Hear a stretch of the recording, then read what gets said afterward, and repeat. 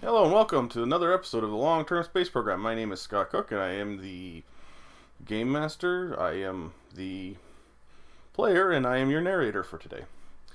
Now, as some of you might have guessed from the title, we ran into a few problems in this episode, but we'll get into that as they show up here. Kerbal Space Program is a great game, but however, if you've any experience modifying games or anything like that, you might come to you might run into problems every once in a while. Bugs and issues will pop up. It's just part of the whole system. It just happens. Now, I was talking to a friend of mine who said that, yeah, I love your videos, but all I can really understand is that you've got fire coming out of the back end. And I'm thinking about this going, maybe I should talk a little less technical at times and kind of explain what I'm doing a little bit more. So this episode I'm going to try to do that a bit more. So if anyone who's been watching this who might not be able to understand some of the technical terms I've been using, I'll try to explain them a little bit more as I go. And hopefully that'll help you guys out that aren't familiar with all the terms of all the astronomical or aeronautical terms that I might be using. Okay, so moving forward here, as you can see, I finally get the lunar station there, nice, picture shot, and try to undock, dock. Oh no! Some of you might have played this game, might have realized that run into this problem rather, where the docking ports will not separate, and this is a known issue. So I tried the other side. The other side de-docked just fine. So I'm thinking, okay, well, I'll put it back on. Maybe that'll reset all the docking ports. So after reconnecting it, we play around here a little bit. It came to the unfortunate conclusion that it was not able to fix the issue that way. It's kind of sad, really. I actually spent a bunch of time just trying to figure out a way to do it. I even went into the config files and tried to change some the variables around to see if I could do it. Because from the research I found on this, basically what happened with this bug is that in order for the game to realize that two things are connected via docking port, both of them have to be switched to a on state. Now, when that doesn't happen for one of them, it becomes a real issue and it can't de-dock because the game doesn't think there's anything docked to it. So I enabled crossfeed. I tried messing around a little bit here. I actually went off camera for a bit to try to figure out the issue. And I eventually figured out a way to do it by disconnecting the center section and reconnecting it. And unfortunately I missed a chunk of video there because I wasn't recording, I was troubleshooting. Anyway, we get back to it, and now I'm trying to do the one thing I was hoping I wouldn't have to do in the last episode, and that's use the big container to try to reconnect everything. As you can see, I'm having a little bit of issues with it. It's kind of slow and painful. But eventually, we get her back, I believe. I'm going to have to switch the other station because I bumped it off center, and as a result, it sent it spinning. When you're dealing with 0G in space, one little nudge can make a big difference. Changes in velocity and stuff like that, just minor ones, can make huge drastic differences in terms of distance from where you're going. As you can see, the docking collar is slowly floating away, and all I really did was bump it slowly.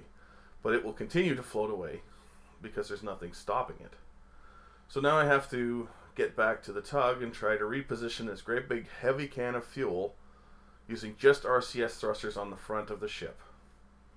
Just an absolute pain to try to keep it straight. However, it was better than the previous version of Kerbal Space Program. I think that was 1.9 or something, where they updated the RCS to be a little bit more intuitive and a little bit more forgiving. Some people didn't like that. Me personally, I think it actually helped a fair bit. So I hope that enough of you agree and they don't go back to the old system. Anyways, I don't think that's the case. And since I did this video, the next version of Kerbal Space Program came out, the Science upgrade. Now you got a career mode where you do science.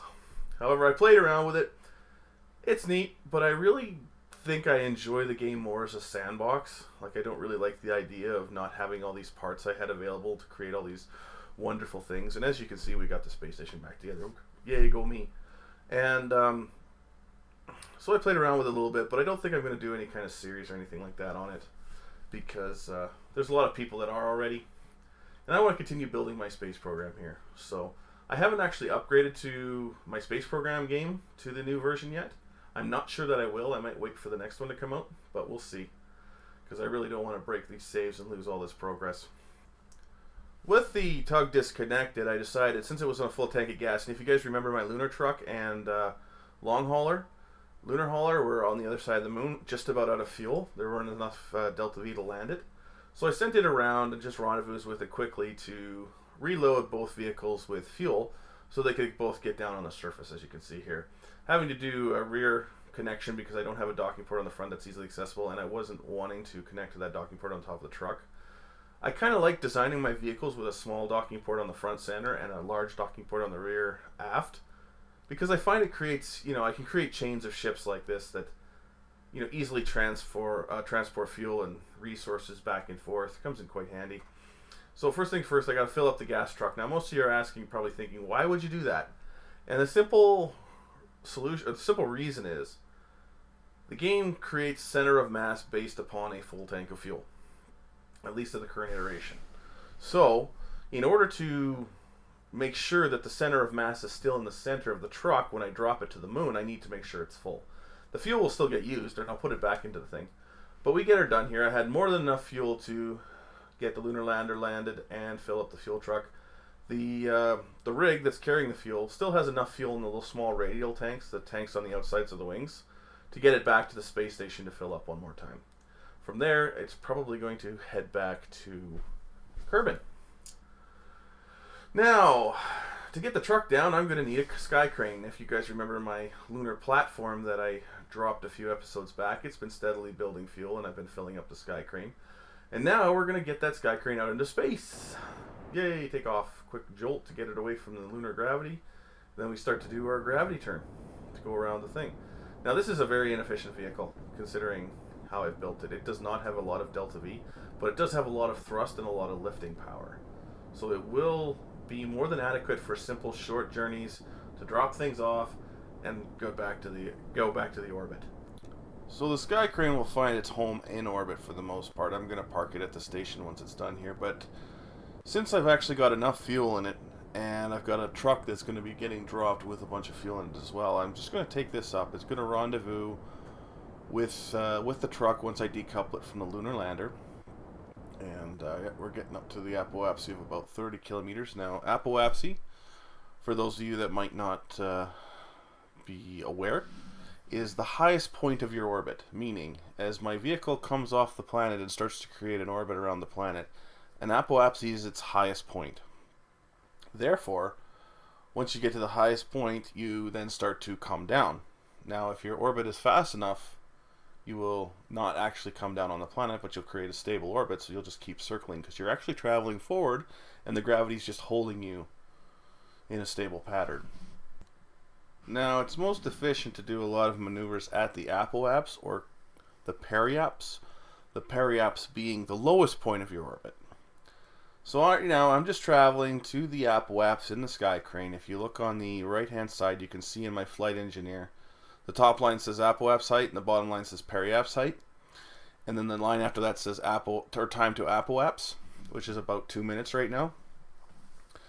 So basically when I get to the 2 minute mark, I'm going to want to thrust to bring my periapse up so that it's no longer a negative. A negative periapse basically means I'm going to crash into the moon if I don't do something about it. So once we get up there, now I've also got the video going at 2 times speed, so it's 1 minute, or 2 minutes is actually more like 1 minute. As you can see, we're getting close. I start to basically aim forward on my orbit and start to thrust just a little bit, and I'm just taking her easy. As you can see now, my apoapse is staying about the same on the right hand side there, but my periapse is flying up. So once we get that to about where I want it, there, now that's a stable orbit because my periapse height is above the planet. So therefore, giving no other course corrections, this thing will just stay circling the moon, without anything. But this thing's got a job to do. So I'm waiting now just for the opportunity to rendezvous with the other truck. And I figured I'd put a whole bunch of antenna on this just for aesthetic reasons mostly, because they're kind of useless right now. So I'm deploying them right now for fun. Basically, this thing can act like a giant satellite receiver when it's not carrying things. Or at least that's the excuse I give. So I want to thank my subscribers for their subscriptions so far. I've actually got a lot more than I expected. Again, I'll try to keep this stuff more regular. It's been a long couple of weeks, almost 3 weeks since I did my last video, and that's mostly due to a lot of the personal projects that I got involved with over the last month. Good news is that they're starting to get to the point where I can spend more time gaming and maybe doing a few more of these videos. Hopefully come December they'll be a bit more regular, but I can't make any promises. Unfortunately, I don't do this for a living. Anyway, we're back at Minmus now. This is a satellite. I'm just finishing its orbits now. I want to get it on a nice, I think, 50 kilometer orbit around Minmus, and then I want to switch it to a polar orbit. Right now we're just pulling in the far side.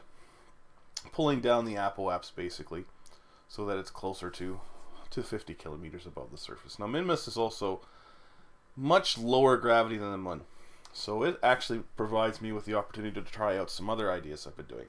Eventually I'm going to get to Jool, Eve, and Duna, and a few other places depending upon logistics. And Minmus is actually going to provide a really good test bed for a lot of things, because its low gravity is going to enable me to test out some ideas I've been wanting to use on some of the low gravity moons in the Jool system, in the Eve system, and in the Duna systems. Now, for those of you that aren't really players of the game, Eve, Jool, and Duna are planets in the Kerbal system. They're basically counterparts, or they're equivalents of Venus, Mars, and Jupiter in real solar system. Jool being a gas giant, Duna being a red planet like Mars, and Eve being a dense atmosphered planet like Venus. The key difference is that Kerbal Space Program is still a game, even though it is a very fun game, and uses a lot of Newtonian physics, so that, you know, the same sort of challenges that NASA faces to get things to the moon that you can kind of play around with in the Kerbal game. And it's a lot of fun that way, at least I find it great. Now, consequently, it's also a fictional universe, so Jool is not identical to Jupiter, Duna is not identical to Mars, Eve's not identical to Venus, that kind of thing, right? They've got different amounts of moons, and in fact, one of the moons around Jool has an atmosphere, just like Kerbin, so you could actually survive there. At least, you know, in theory, you could put a Kerbin on there without a spacesuit, and he'd probably be okay. Nevertheless, we get Minmus's polar orbit all set up and we're ready to go. Back to the space tug, or excuse me, the space rig. We're going to be docking with the space station again, and this time I'm not going to use the same docking port that glitched out. Hopefully that's a one-time thing. Nevertheless, at least I've got some options now. If I need to ever get a stuck docking port, I can decouple things and try that. As much as I don't like the idea of pulling stations apart just to fix them. Just to get things decoupled. It's kind of a pain in the arse. So we're just doing our approach here. As you can see, I'm about 200 meters away from the station and coming in. Again, I kind of wish that a lot of these maneuvers didn't take place on the dark side of the moon. Or the dark side of any planet for the most part, because you almost don't see anything. I try to put as many lights on things as I can for this, but nevertheless, the space is a dark place. The light just is kind of, without the light of the sun, the place just seems kind of devoid of everything else. Just slowing my approach to get turned around here to the space station. Again, using the Navy Fish mod because I enjoy playing the game rather than finicking around with difficult maneuvers, docking being one of them. We're going to actually connect to one of the smaller docking ports in the front docking section here. So once connected to the space station here, I'm going to fill the rig back up with juice. Basically, I want to try to remove all the fuel from the space station and take it back to Kerbin, because the whole point of this station is to be a layover point to supply most of my space program with fuel outside of Kerbin's gravity, because I can't remember who said it, but there was an interesting quote I came across, and it basically said, once you get out of Kerbin's atmosphere, you're halfway there, regardless of where you go. And the reason for that is it takes an immense amount of energy and fuel, in the terms of fuel, to get out of the atmosphere, to break the gravity well and develop an orbit. And this is true for Earth as well. So once you're out of the atmosphere, it actually takes significantly less thrust or energy to get you anywhere else.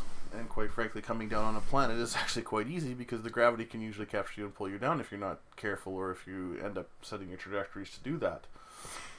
So the idea being, if I can start my long-term programs from orbit and build, send up parts to larger ships or larger excursions vehicles, it should ultimately be more efficient in the end and more plausible.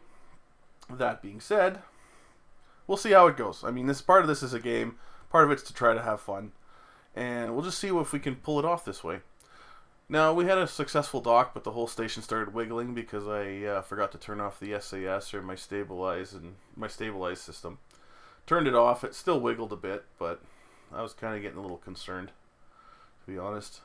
And it really started wiggling after a bit, even with the SAS off.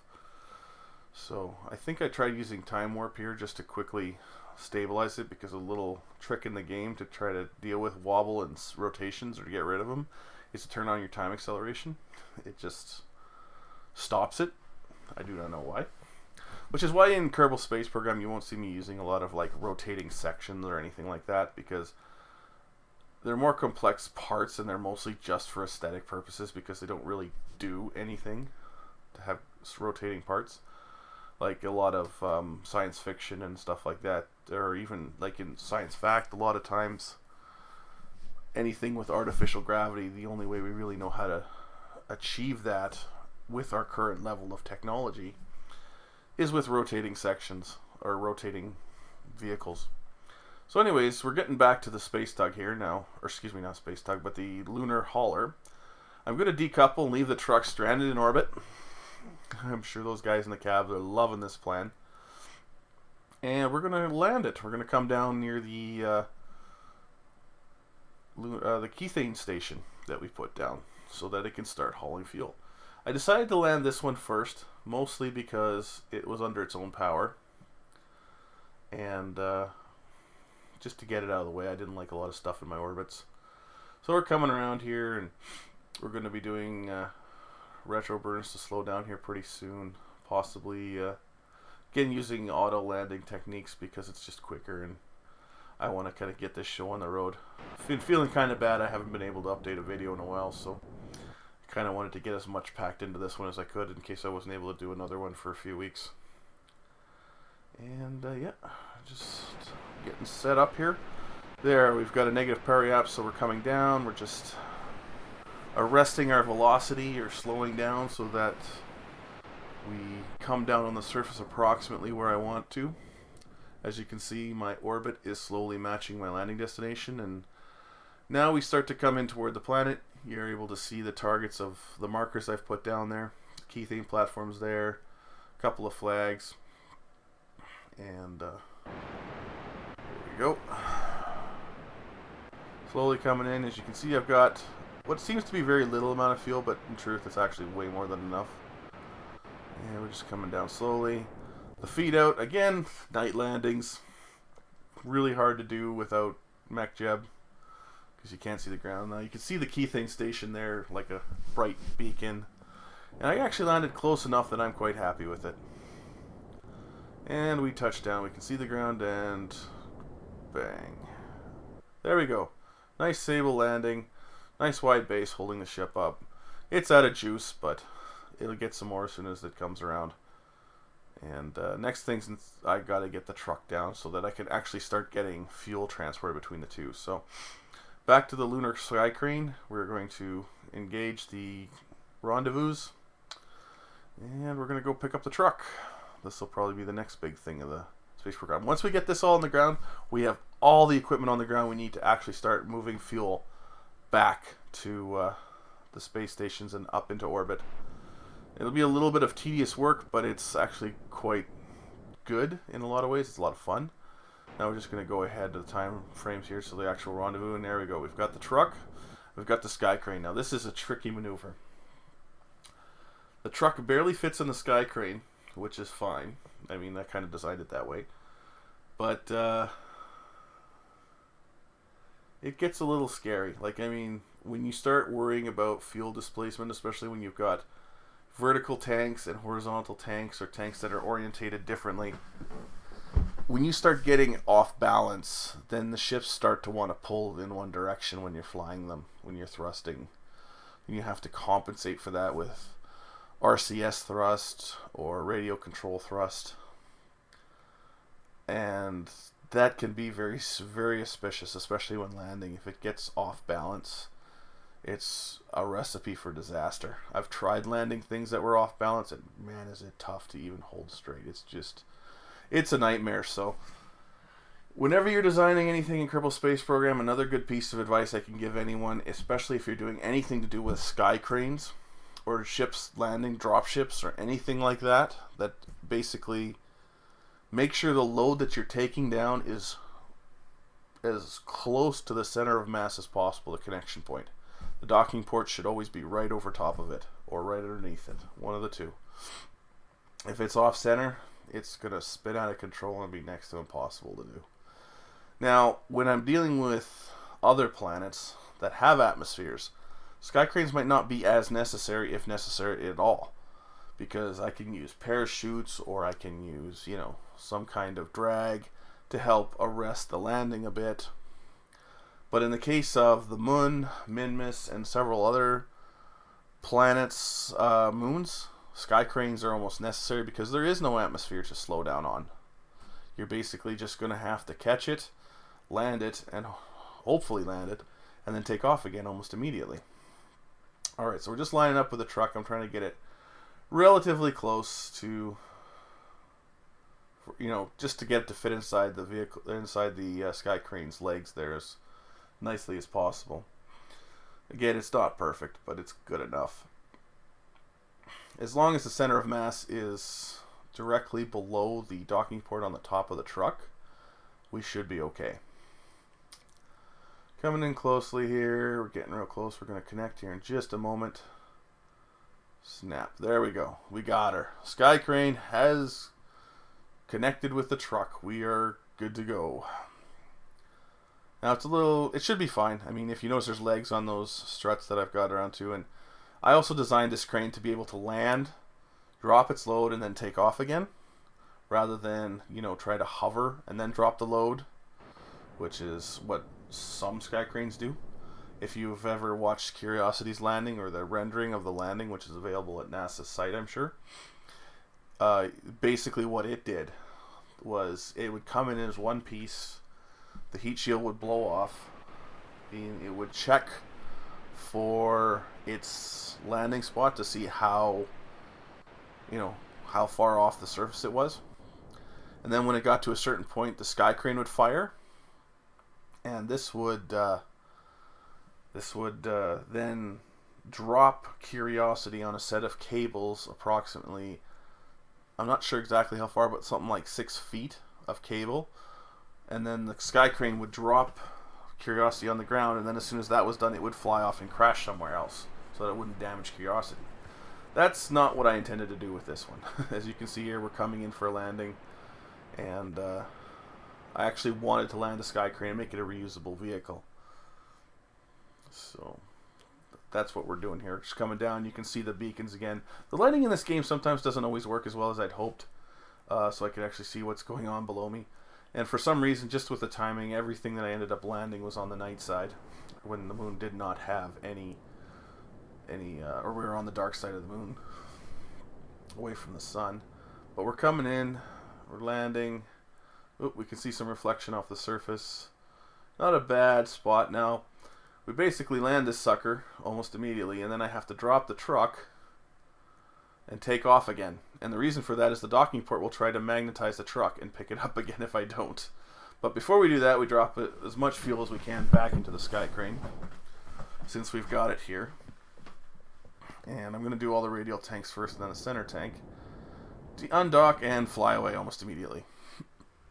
And this is because if I didn't, the docking port's that magnetism, and since the low gravity of the moon, would actually pull the truck away. So all we're doing is flying over a bit and landing beside the truck.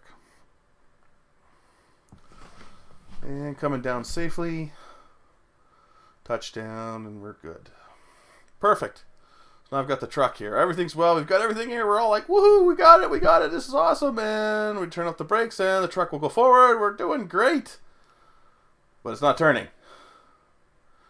What? We're not turning. Okay, the wheels are working, but it's not turning. Uh-oh. Uh-oh. And this is problem number 2, or the other major bug that I ran into in this game. Yeah, like I said, this episode I ran into a few problems. So I tried messing around with the wheels a bit, seeing if I could fix it. Didn't end up working like that. These are the wheels from the TT Modular Wheels pack, and they work great on Kerbin. So I was hoping they'd work great on the moon, but it looks like it's not going to. And it could be just a glitch because the vehicle looks like it's kind of angled off the surface, and I was like, oh, creeps, how do I fix that? And I started playing around with it a bit, just messing around with the debug tools to see if they did anything. Doesn't seem to help much. Yeah, just checking. There's a couple of different modes that they're in that you can use them with, so I was trying those out a bit. I played around with it for a fair bit, trying to get going. I think I even went so far as to send a Kerbin out to push, which you'll probably see here in a minute. I was really concerned at this point because I really didn't want to have to send another vehicle to the moon to take over this one's job, because it took a lot of effort to get this sucker there, and I really didn't feel like backpedaling that much. It was kind of a moment where I was just like, oh man, like a stuck docking port's one thing, but when a vehicle completely fails is another.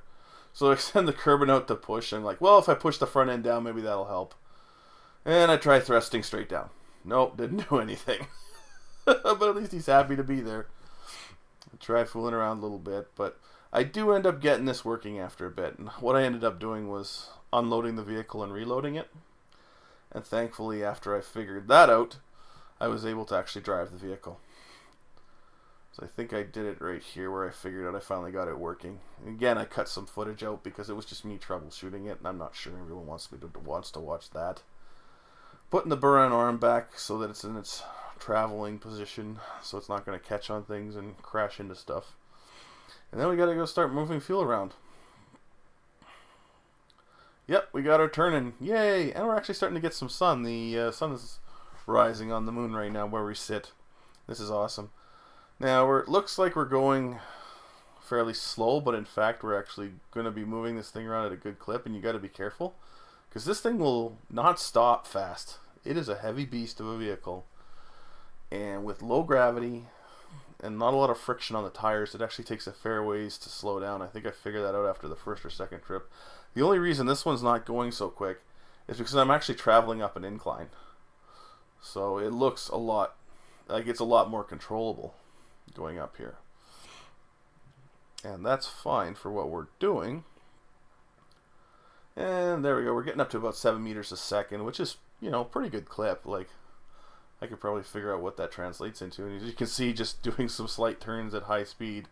The truck wants to wobble and roll, and it's not because the center of mass is too high. It's just because, again, the lunar gravity is a completely different driving experience than on, say, Earth or Kerbin, whatever your view may be. And you just want to be careful. You know, you crash into something, and it could be devastating. It could put the program back 6 months for all we know. We don't want that. Plus, strand some Kerbins on the planet. So here's where the arm comes in handy.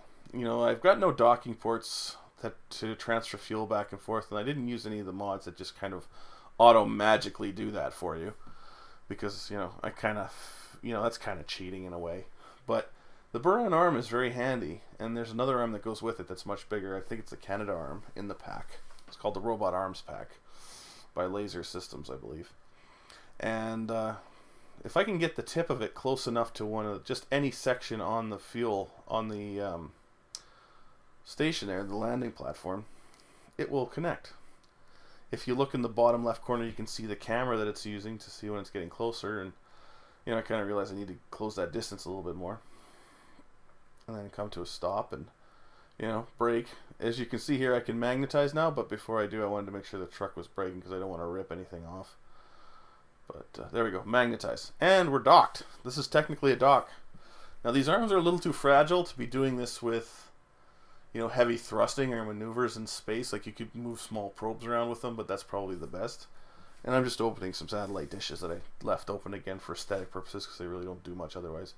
But they function as docking ports. I can transfer fuel back and forth. So basically all these arms are doing for me is acting like smart gas hoses. Or smart fuel hoses. And I think that works out very well. I mean, I still have to do a little bit of, maneuvering to get it to work, but it's not an auto magically, oh, all of a sudden my fuel is transferred like some mods do.